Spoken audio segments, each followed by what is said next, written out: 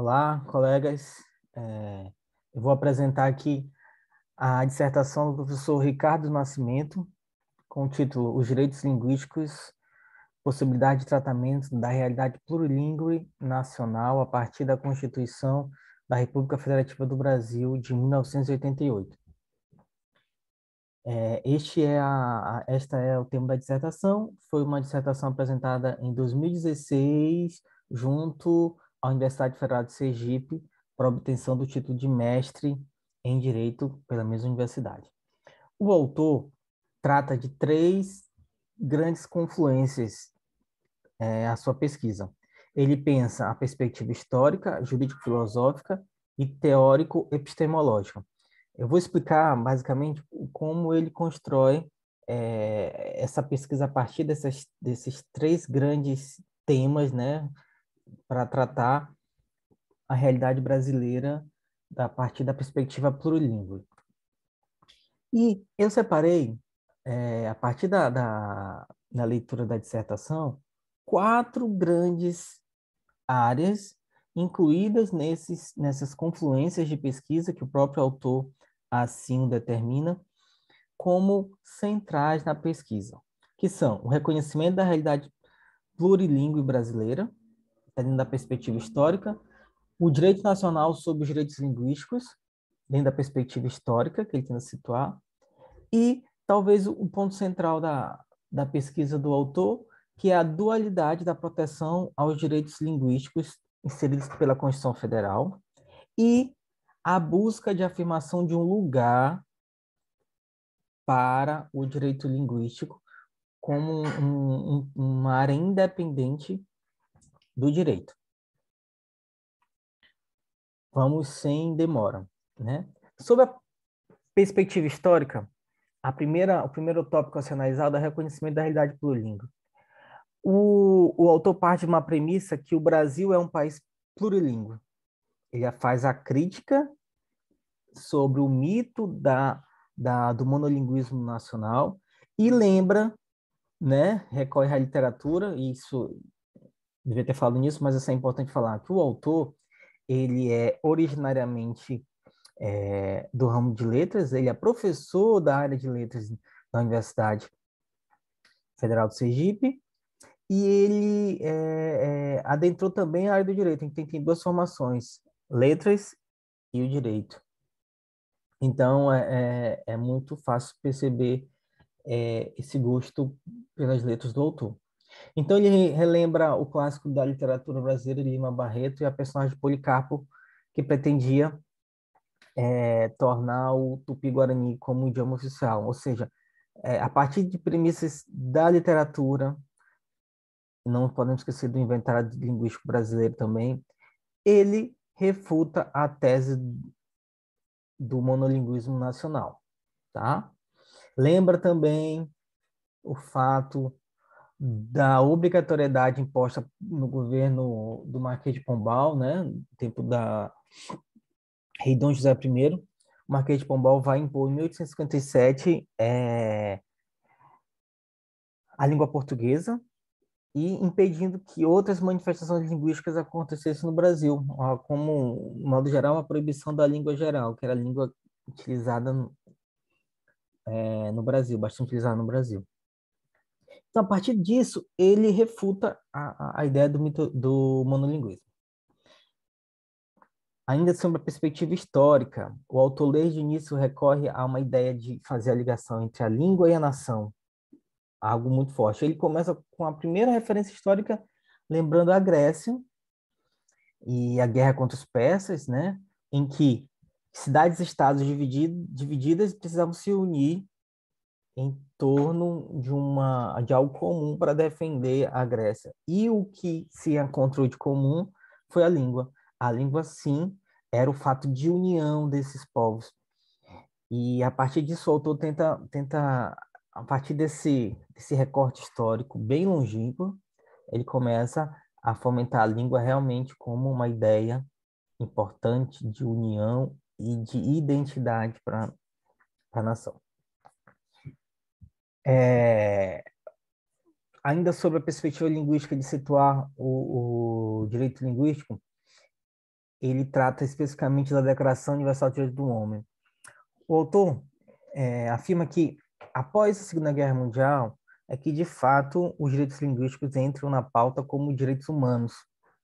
E aí ele vai recorrer à Declaração Universal dos Direitos do Homem e os diversos outros tratados internacionais que ocorreram pós a Segunda Guerra Mundial, em que vão reafirmar direitos linguísticos, direito dos povos de utilizarem suas línguas, terem seus costumes, terem protegidos seus valores culturais. E eu coloquei aqui tratados internacionais da forma que o autor, embora ele não utilize exatamente esses termos, mas ele trata de outra forma, mas são tratados internacionais com força, aí estou chamando de hard law, aqueles que efetivamente podem ser lançados ao judiciário, e os de soft law, que são os que têm uma força obrigatória menor, são aspectos voluntários. Sem esquecer, obviamente, do inventário que o autor traz. O autor traz entre as páginas 28 e 32 da dissertação um rol de mais de 176 países que, após a Segunda Guerra Mundial, tiveram suas constituições inseridos dispositivos de direitos linguísticos. O Brasil não é diferente. A gente vai lembrar, o artigo 13 da Constituição já traz a ideia da língua portuguesa como o idioma oficial e traz outros dispositivos, artigo 216, 210, sobre direitos linguísticos. Bom, feito esse panorama histórico, o autor passa, então, a tentar entender de que forma a Constituição Federal trata os direitos linguísticos, trata os direitos das populações e o direito da própria língua de existir, de permanecer. E aqui, talvez não, eu penso que é o ponto central, uma vez que a gente está tratando de uma dissertação de direito. A dualidade da proteção dos direitos linguísticos. Aqui entra a ideia que a língua e os direitos linguísticos têm duas possibilidades de proteção dentro da Constituição Federal de 88. A primeira, a língua como patrimônio cultural, ou seja, a língua é sujeito de direito, ela própria tem o direito de permanecer, de existir, como um patrimônio cultural imaterial, assim dito. Está lá no artigo 216 da Constituição. E a segunda possibilidade, que é a língua como direito das minorias. E as minorias, não estou dizendo no sentido de quantidade exatamente, mas de assistência. É uma minoria, do ponto de vista sociológico, com menos possibilidades de participação e de manifestação de seus direitos políticos. E a Constituição brasileira, embora ainda tímida, se formos comparados com as constituições dos países vizinhos, aí lembro do Equador, da Bolívia, que são constituições tidas dentro do novo constitucionalismo latino-americano. Nós somos uma constituição do neoconstitucionalismo, depois, mais enfim, a gente vai ver um pouquinho essa diferença. O fato é que abre essas duas possibilidades, tá? De enfrentamento ao direito, de enfrentamento de defesa do direito linguístico. Isso a gente não pode esquecer. Língua como patrimônio, a língua em si, pode ter um falante, pode não ter nenhum falante, o direito dela permanecer, de ser estudado, pesquisado, né? E a língua das pessoas. As pessoas têm direito à língua materna, ou seja, o direito fundamental a serem educados na língua de seus pais, que foram ensinadas e aprenderam a falar. E, por fim, a última perspectiva, que é o desejo do autor. É possível percebermos que, por se tratar de um tema bastante novo, e o professor Ricardo, tudo que a gente pesquisa, ele da área do direito, e aí ele fala isso basicamente, que as pesquisas dentro da área da linguística, dentro da área da sociologia, são inúmeras, mas sob a perspectiva do direito, feito por um jurista, propriamente dito, ainda é um trabalho muito pequeno. O professor Ricardo realmente é uma voz no deserto nesses aspectos, do ponto de vista de um jurista escrever a respeito disso. Então, ele tenta, de toda forma, também demonstrar que o direito linguístico é um ramo independente do direito, é um ramo assentado sobre questões de base que tornam o seu estudo um estudo que, embora ainda inserido sobre direitos de cultura, sobre direitos humanos, tem um objeto muito específico, muito próprio e merece, obviamente, a atenção da ciência do direito. E trata como principal ponto a língua como um direito fundamental. As pessoas têm direito fundamental a serem educadas e terem o direito de se manifestar na sua língua, tá?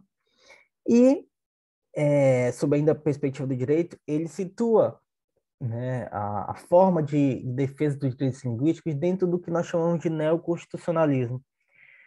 E, para resumir isso, o professor Ricardo utiliza muito a doutrina do ministro Barroso, do STF, sobre a constitucionalização dos direitos, que basicamente é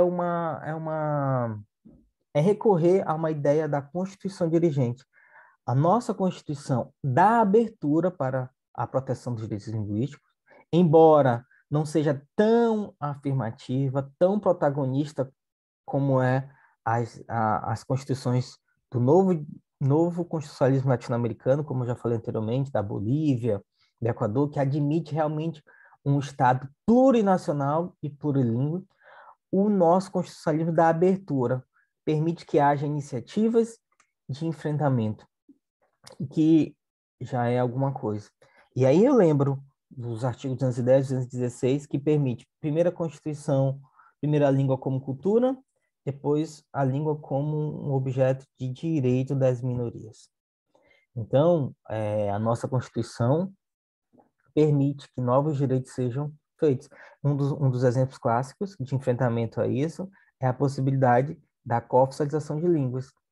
Ele até, inclusive, cita isso em parte da dissertação como uma iniciativa de defesa dos direitos fundamentais ao uso da língua, embora chame a atenção e peça que as populações precisam ser ouvidas, né? Não se deve fazer isso como uma dádiva, um dado. Deve-se envolver os falantes, os afetados, para saberem exatamente o que eles desejam.